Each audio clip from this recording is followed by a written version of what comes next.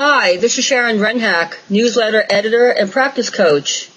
Today I'm having a discussion with master clinician Bill Connors about whole person recovery.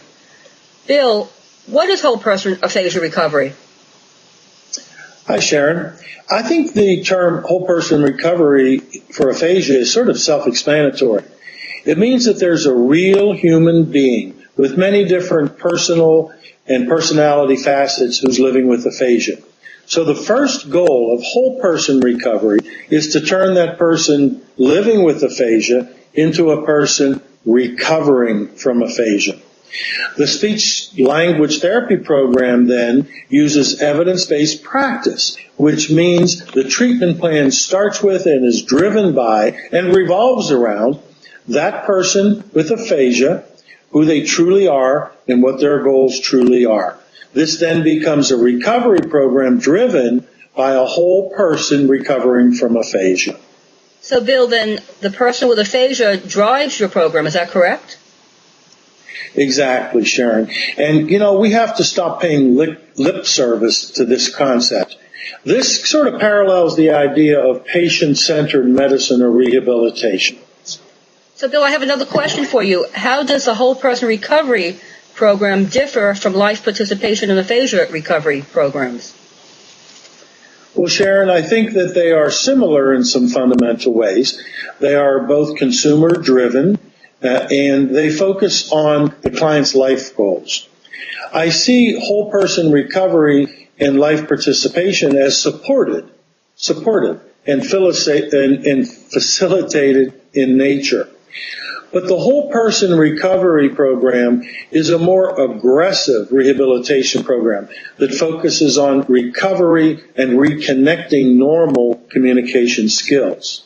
So, Bill, what I'm hearing from you say, is that the main difference is basically one of attitude. Is that correct? I think that's an insightful way of viewing the difference, Sharon. Both approaches have value, but the whole person recovery program tends to be more aggressive, more unrelenting, perhaps tenacious in pursuing the client's idea of recovery. Bill, I remember when I started in your treatment program, you had clearly asked me, who am I, what my goals were, what did I want to do, and what did I want to accomplish. When I told you I had wanted to basically to speak again, to talk again, and to write again, you didn't tell me that was ridiculous. You actually said you were fully acceptable of my goals. So, Bill, what are some of the other aspects of whole person aphasia recovery? Well, once that person recovering from aphasia becomes in charge of their program and they overcome that learned helplessness that may be there, we want to make sure that other things happen. For example, if their physical therapy is done, they're discharged, we want them to aggressively work on physical conditioning with a physical trainer or by going to the gym like anybody else does. Additionally, for example, in whole person recovery, we want to make sure that our clients are not only active, but that their nutritional status is excellent. Eating the right foods and understanding how important it is to give their brain, which is reconnecting, regrowing, giving it the kinds of nutrition that it needs is critical. There's also rest. We know that recovering from aphasia takes a lot of energy and attention and focus, and we need to give that extra rest time. So sleep is very important, as you've explained in several of our newsletters. Yeah, I actually have been fairly vocal for our clients and their caregivers to get extra rest and extra sleep, and I think the research is really clear on that. Bill, are there any other aspects to whole person aphasia recovery with our clients at Aphasia Toolbox? Yes, I think accepting the spiritual side of those people who are recovering from aphasia is important. Those who embrace spirituality in whatever form it might take, it tends to be an important part of the recovery process. Another important aspect, Sharon, is the use of technology. Today's world, technology is just a commonplace a way of taking advantage of things and living your life.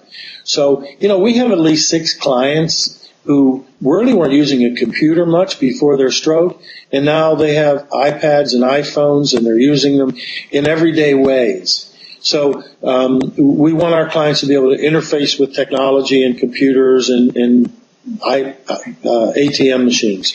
Also, there's the person's avocations or hobbies. These can be great ways to incorporate what you're working on in treatment and practice. For example, Sharon, I think you began singing again. Yeah, it's something I did for many years before my stroke, and when I came down to Florida, I realized that there was something missing, so I joined another group, and it's something I really enjoy. I've met some very good friends, and I'm actually learning some new things as well. Great. And along with that goes the idea of the whole person recovery, staying social and being involved with family and friends. For example, we have the Aphasia Communication Cafes online for subscribers to our website so they can get on and interact with other people. Bill, do you have any last thoughts on Aphasia Whole Person Recovery Program from the Aphasia Toolbox point of view? Yes, I like to talk about pathways. We are about pathways, and in this case, we can look at 3 different pathways. First of all, there's just the neural brain pathways that we are reconnecting, regrowing, using neuroplasticity to drive the brain changes in the brain. Secondly, there's the rehabilitation pathway, the pathway of recovery that people travel. And finally, there's just life's pathway. People recovering from aphasia are also traveling the pathway of life like we all are, with its bumps and detours and ups and downs. So, I think we really need to see and appreciate that person recovering from aphasia as a real whole person. Bill, thank you for this conversation, and thank you for elaborating on the Whole Person Recovery Program at Aphasia Toolbox. Thank you.